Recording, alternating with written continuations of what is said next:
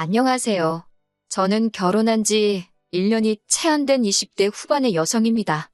사귀는 동안 크게 다툰 일도 없었고 서로 성격도 비슷했기 때문에 결혼하면 잘 살 줄 알았습니다. 그런데 이렇게 허무하게 이혼을 하게 되었다는 사실이 지금도 믿기지가 않네요. 제가 이혼을 하게 된 이유는 바로 시어머니 때문입니다. 결혼식을 올리기 전까지 저희 시어머니가 이런 분일 거라고는 정말 상상도 못했네요. 남편과 저는 대학교에서 만나서 친구로 지내다 연인으로 발전한 사이입니다. 그래서 사실 연인으로 지낸 세월만 3년이지 그 이상의 시간을 알고 지냈고 종종 시부모님과 만나 식사도 같이 했었어요. 그러는 동안 단 한 번도 시부모님은 저에게 싫은 소리를 하시고 나 무리한 요구를 하신 적이 없으셨기 때문에 굉장히 상식적이고 좋으신 분들이라고 믿을 수밖에 없었어요. 하지만 결혼식을 올리고 얼마 지나지 않아 저를 대하는 시어머니의 태도가 예전과는 다르다는 느낌을 받기 시작했어요. 구구절절 다 적으면 밤을 새도 부족할 것 같아서 몇 가지만 말씀드릴게요. 저희는 신혼집을 시댁에서 멀지 않은 곳에다 구했습니다. 집 자체는 시댁이나 저희 집이나 반반씩 보태주신 돈으로 구했는데 시어머니께서 가까이 살고 싶다고 자꾸 어필을 하셔서 시댁에서 차로 5분 정도 되는 가까운 거리에 집을 구하게 되었습니다.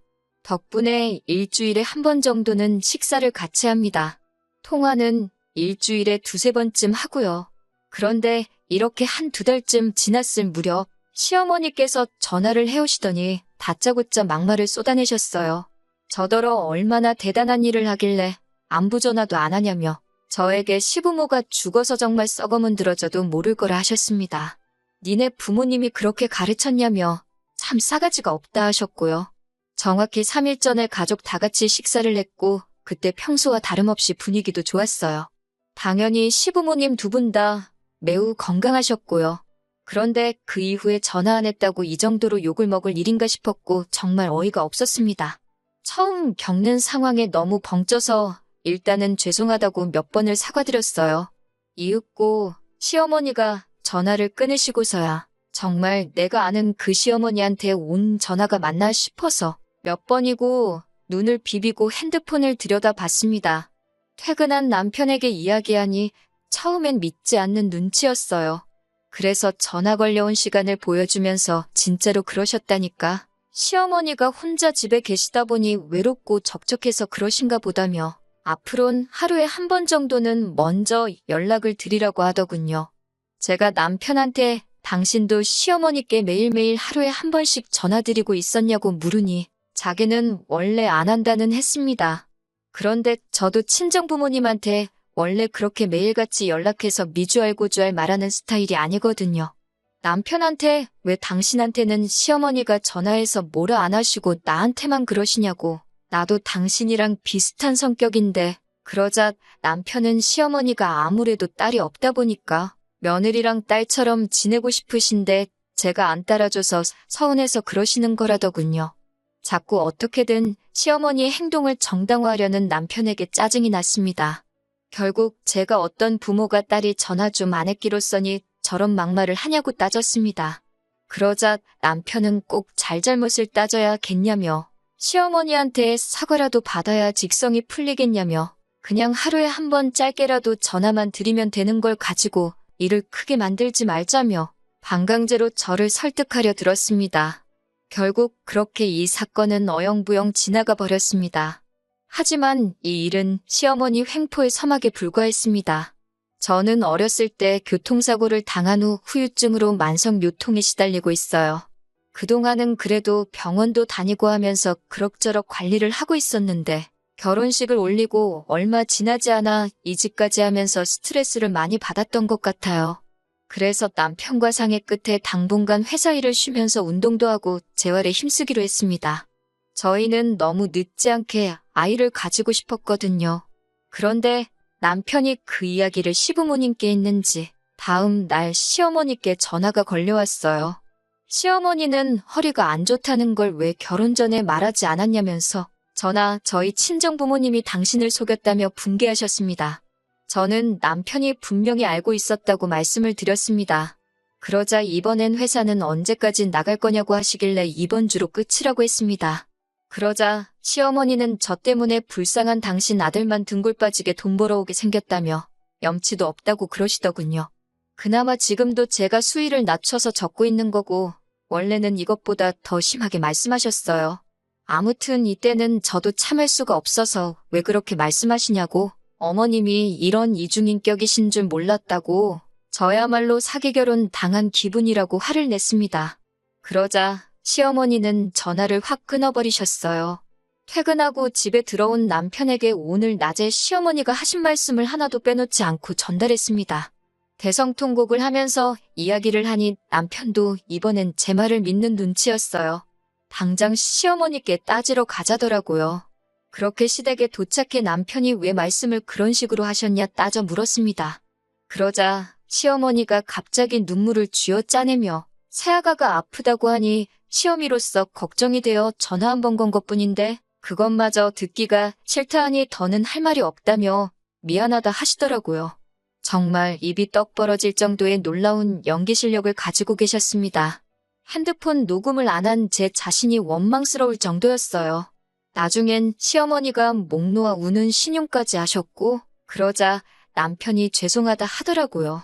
그러면서 저에게 저번부터 자꾸 일을 크게 만드는 것 같다며 아무리 며느리들이 시자만 들어가도 소름 끼쳐 한다지만 그래도 이건 아니지 않냐며 한숨을 내쉬곤 시부모님께 소란스럽게 해서 죄송하다고 사과를 하라고 했습니다. 급기야 남편은 제 목덜미를 짓누르다시피 하더니 억지로 저를 무릎 꿇게 하더군요. 저는 결국 시댁을 뛰쳐나와 집까지 걸어오면서 정말 미친 여자처럼 울었습니다. 그 일 이후로 남편과 헤어져야겠다는 생각을 했습니다. 사이코 같은 시어머니 때문에 정신이 어떻게 될 것만 같았고 남편은 제 말을 믿어주지 않았으니까요. 하지만 머리로는 헤어져야지 생각하면서도 쉽게 결단을 내리지 못했습니다. 이혼녀가 된다는 두려움이 컸던 거예요. 결국 결단을 내리지 못하고 며칠 동안 시간만 흘러갔어요. 스트레스 때문인지 몸이 좋지가 않아서 병원을 찾았다가 제가 임신을 했다는 놀라운 소식을 듣게 되었습니다. 임신 4주차였어요. 이혼을 생각했던 마음도 눈 녹듯 사라졌고 남편과 저는 서로 노력하며 살자고 다짐했습니다. 그 어느 때보다 행복하고 기뻤어요. 그리고 2주 후 임신 6주차가 되었을 때 찾은 병원에서 뱃속의 아이가 쌍둥이라는 사실을 알게 되었어요. 자연 임신의 일란성 쌍둥이로 굉장히 드문 경우라고 하더군요. 하지만 임신을 알아차렸을 때부터 허리 통증이 점점 더 심해져 왔습니다. 일어서면 왼쪽 다리가 너무 저리고 시간이 지나도 통증이 사라지질 않았어요. 진통제를 먹거나 주사를 맞을 수도 없었기에 온몸을 비틀며 스트레칭을 하는 게 전부였습니다. 통증으로 인한 스트레스는 저를 예민하게 만들었고 입덧도 심해져만 갔어요. 특히 시어머니는 제가 임신했다는 이야기를 듣고는 자꾸 저희 집에 오려고 하셨습니다.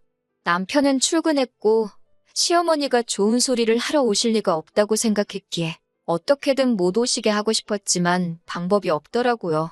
사실 남편에게 한 번 부탁을 했었는데 남편은 오히려 임신한 며느리를 챙겨주고 싶어서 그러시는데 어떻게 못 가게 하냐며 저에게 서운하다고 하더라고요.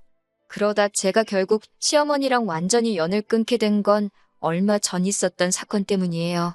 임신 6주차에 병원을 찾아 처음 쌍둥이라는 걸 알게 되었을 때 의사 선생님이 둘 중 하나의 심장 소리가 안 들린다고 아마 곧 도태될 거라고 하셨습니다. 문제는 도태 과정에서 정상적으로 심장이 뛰는 다른 태아에게도 부정적인 영향이 있을 수 있다고 하셨어요.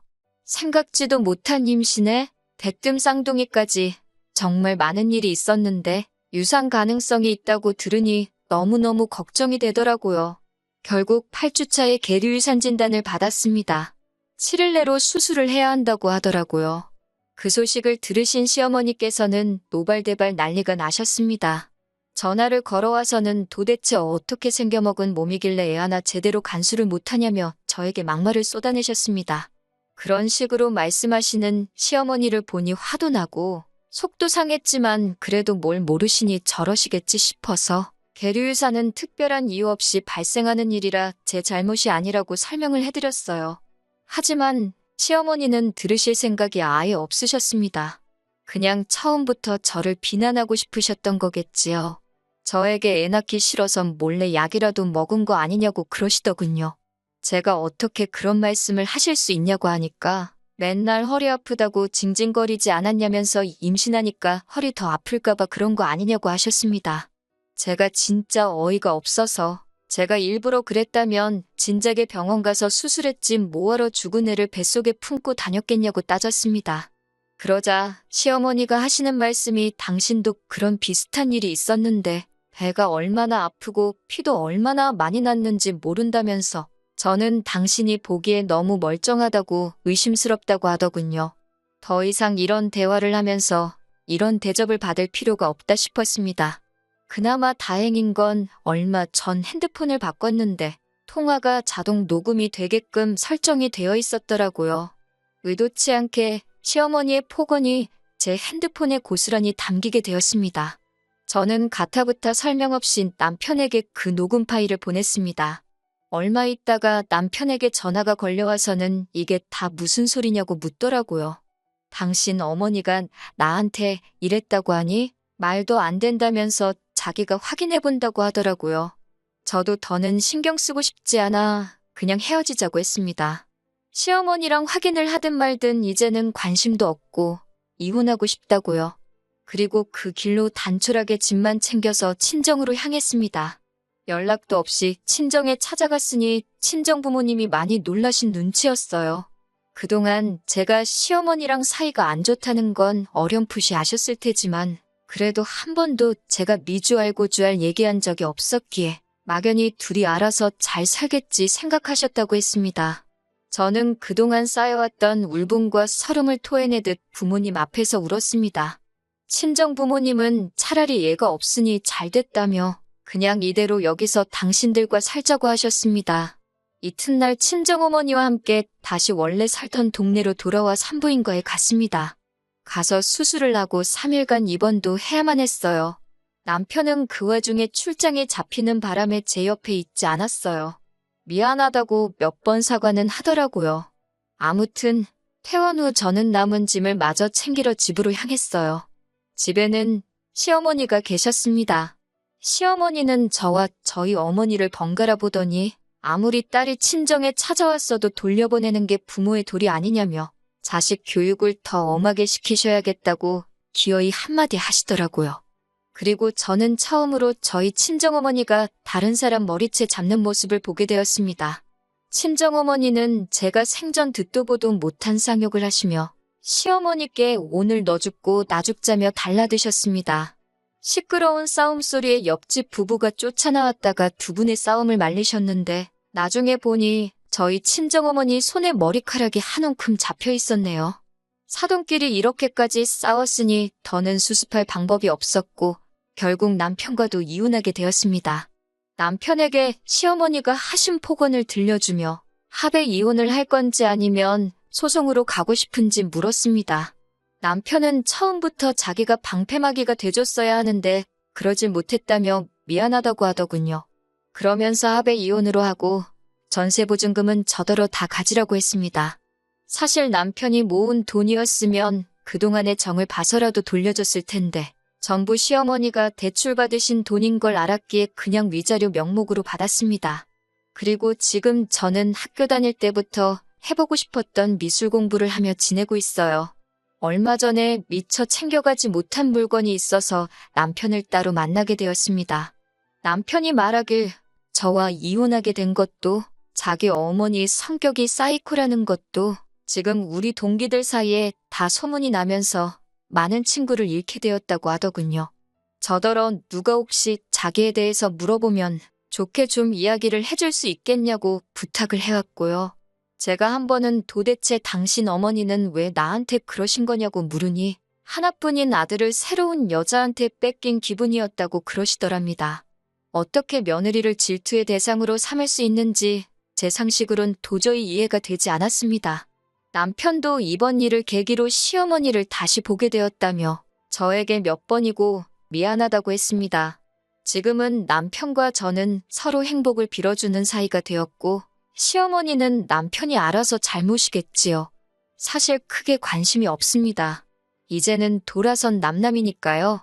아마 시어머니 살아계신 동안에는 남편이 다시 결혼을 하지는 않을 거예요. 어렵게 되찾은 아들을 다시 빼앗기진 않을 거 아니에요? 다시 결혼하지 않는 게 남편과 만날 상대에게도 더 좋을 거 아니에요? 아무쪼록 소중한 아들 끼고 행복하게 사셨으면 좋겠네요.